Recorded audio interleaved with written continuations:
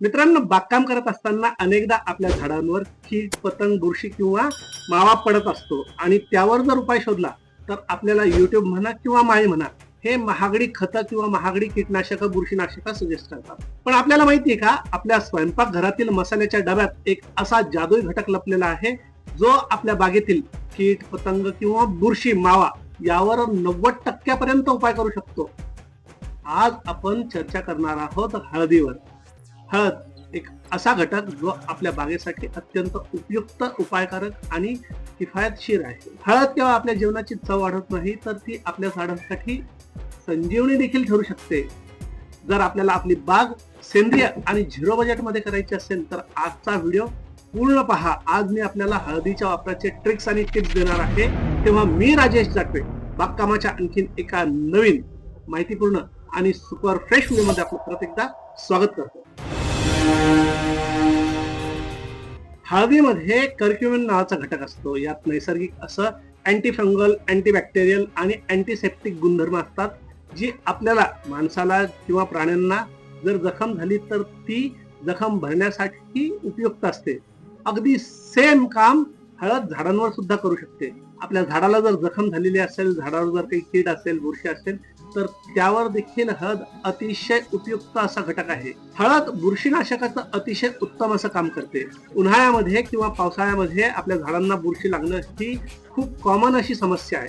जर आपल्या झाडांची पानं पिवळी पडत असतील किंवा झाडांच्या मुळ्या सडत असतील, रूट रॉट होत असेल तर आपल्या कुंडीतील माती थोडीशी उकरून घ्यायची आणि त्यात अर्धा चमचा हळद मिक्स करायची, भुरभुरायची आणि त्यावर परत आपली माती आथरून द्यायची.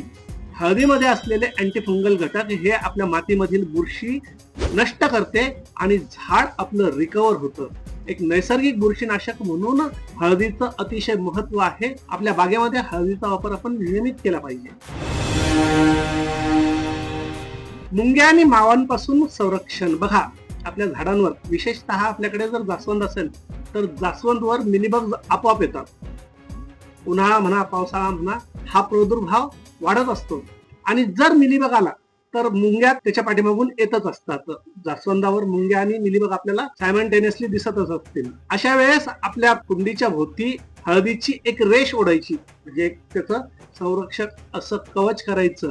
कुंडीच्या कडेकडेने हळद टाकायची. हळदीच्या उग्रवासाने आणि अँटीबॅक्टेरियल गुणधर्माने या मुंग्या झाडांवर चढणं बंद करतात आणि माव्यावर देखील त्याचा परिणाम होतो. हे 100% सुरक्षित आहे, नैसर्गिक आहे, याचा काहीही साईड इफेक्ट देखील नाही. त्यामुळे आपल्या बागेतील झाडांना हळद नक्कीच द्या. कटिंग किंवा प्रूनिंग नंतर हळदीचा वापर. बघा, आपण ज्यावेळेस आपल्या झाडांची कटिंग करतो, प्रूनिंग करतो, मग ती सॉफ्ट प्रूनिंग असेल, हार्ड प्रूनिंग असेल, ज्यावेळेस आपण कोणताही भाग कट करतो तर आपण बघाल तिथे एक द्रव तयार होतो आणि ती जखम असते, त्या जखमेवर बुरशी लागण्याची, फंगल लागण्याची शक्यता जास्त असते. पण जर आपण आपल्या हळदीचा थोडासा पेस्ट केलं, थोडंसं पाणी टाकून त्याचं पेस्ट केलं आणि ही पेस्ट कट केलेल्या भागावर जर लावली तर बुरशीपासून आपल्या झाडाचं रक्षण होतं. कोणत्याही प्रकारची जखम वाढत नाही, संसर्ग होत नाही आणि ह्या झाडाला झालेली जखम देखील लवकर भरून निघते. गुलाब, फुलांचा राजा गुलाब आणि हळद यांचं तर असं मैत्रीचं नातं आहे असं देखील आपण म्हणू शकतो. बघा, गुलाबाची निगा राखणं अतिशय कठीण. आपण अनेकदा बघतो, गुलाबाची आपण जर कटिंग केलं किंवा ऊन जर वाढत चाललं की गुलाब एका साईड पासून, एका कटिंग पासून तो वाळायला सुरुवात होतो, काळा पडतो आणि खोडाकडे तो वाळत वाळत जातो. या आजाराला आपण डायबॅक म्हणतो. हा एक बुरशीजन्य आजार आहे आणि हा बुरशीजन्य आजार होऊ नये म्हणून आपण कटिंग केली तर त्या कटिंग केलेल्या भागावर हळदीची पेस्ट करून लावायची, जेणेकरून हा डायबॅक आजार होणार नाही. हा एक रामबाण उपाय आहे, झिरो बजेट आहे. कटिंग केल्यानंतर, प्रूनिंग केल्यानंतर जोही भाग उघडा असेल त्यावर आपण हळदीची पेस्ट लावायची. पण आपण कटिंग केली जरी नसेल तरीही महिन्यातून एकदा हळदीचं पाणी आपल्या झाडाला द्या, तेही मानवतं झाडाला. कारण गुलाबासाठी अल्कलाईन माती हवी आणि हळदीचा वापर केल्यानंतर आपली माती थोडीशी ऍसिडिक देखील होते. तर आपल्या झाडाला फुलं देखील हळदीमुळे चांगली येतात आणि झाडाचं डायबॅक पासून, इतर आजारांपासून देखील, किडीपासून देखील संरक्षण होतं. आतापर्यंतचे टिप्स जर आपल्याला आवडले असतील तर पुढे जाण्याआधी आपल्या ह्या व्हिडिओला लाईक करा. आपण आमच्या चॅनलला नवीन असाल तर सबस्क्राईब करा. आपण चालूया आपल्या पुढच्या टिपकडे. कटिंगची हत्यारं साफ करण्यासाठी आपल्या बागकामातील सगळेच हत्यारं खरं तर हळदीने एकदा तरी धुवून घेतली पाहिजे. कारण बघा, ज्याही वेळेस आपण कटिंग करू तर त्या हत्यारांवर एका प्रकारची त्या झाडावरची बुरशी चिटकून राहते आणि ती चिटकून राहिलेली बुरशी ज्यावेळेस आपण दुसऱ्या झाडाची कटिंग करू तर त्या दुसऱ्या झाडावर देखील जाऊ शकते. तेव्हा प्रत्येक वेळेस ज्याही वेळेस आपण बागकाम चालू कराल आणि आपल्याला कटिंग करायची असेल तर आपली बागकामाची हत्यार आणि त्यातल्या त्यात जर कटर असेल, प्रोनर असेल किंवा सी कटर असेल, जेही आपण कटर वापरणार असेल त्याला आपण हळदीच्या पाण्याने हळदीने स्वच्छ करा. म्हणजे एका प्रकारे ते स्टेरलाइज होईल, बुरशी त्यातून निघून जाईल आणि आपल्या इतर झाडांना देखील त्याचा अपाय होणार नाही.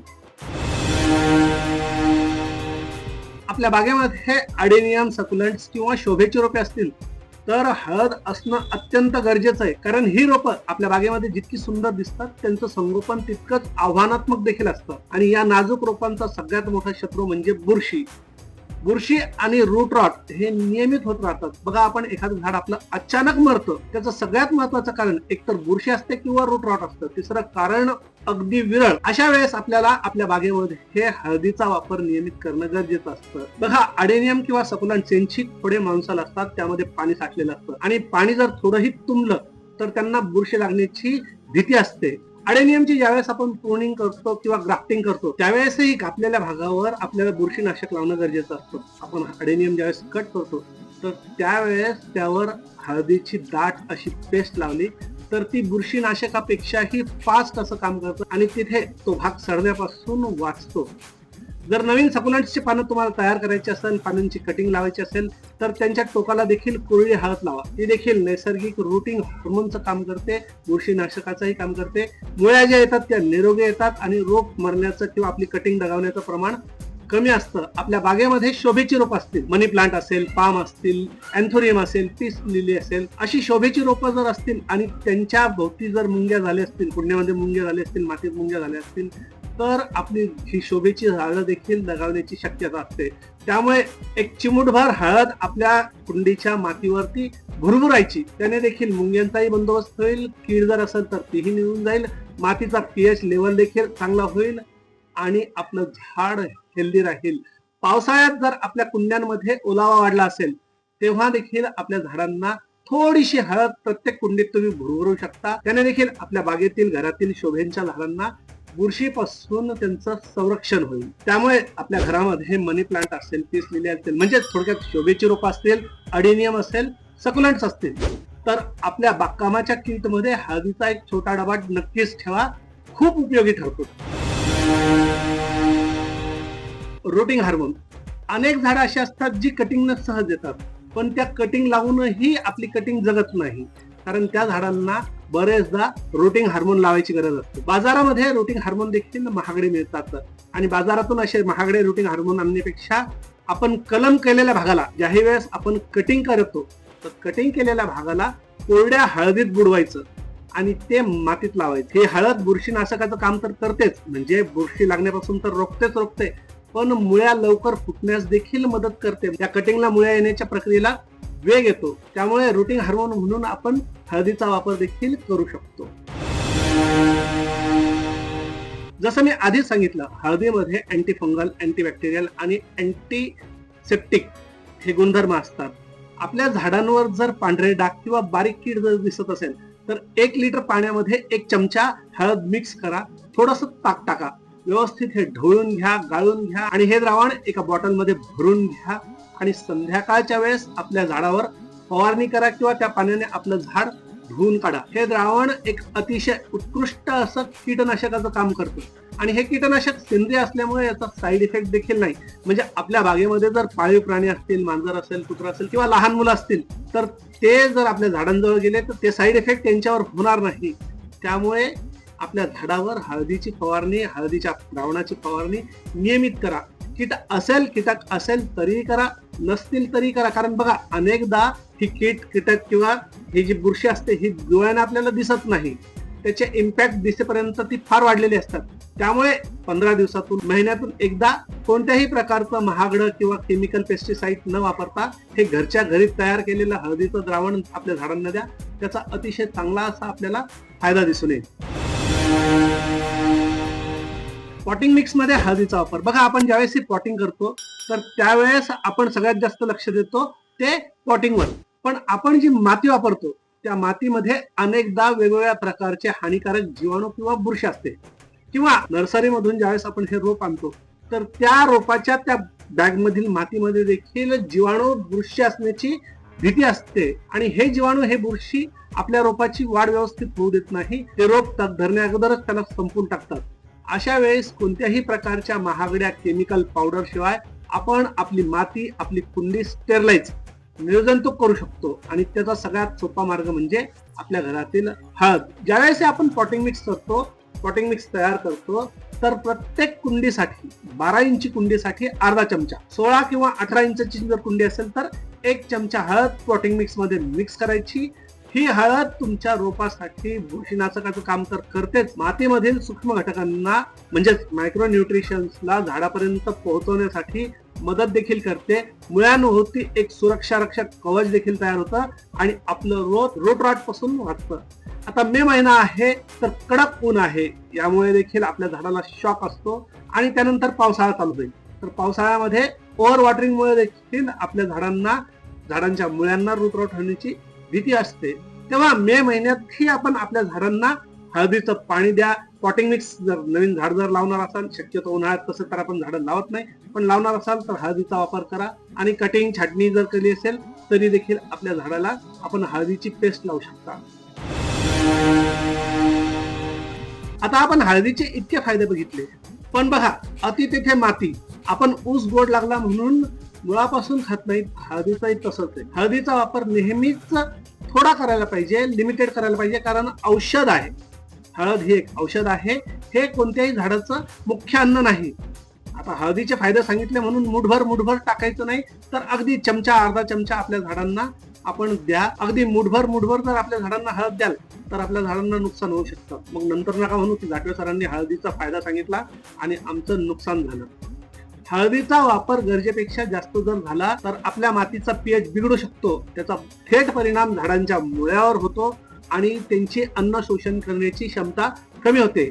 मातीमध्ये जे उपयुक्त जीव असतात, सूक्ष्म जीव असतात, अतिशय मायक्रोबॅक्टेरिया असतात, मित्र जीवाणू असतात, गांडूळ असतात, त्यांनाही हळदीचा त्रास होऊ शकतो.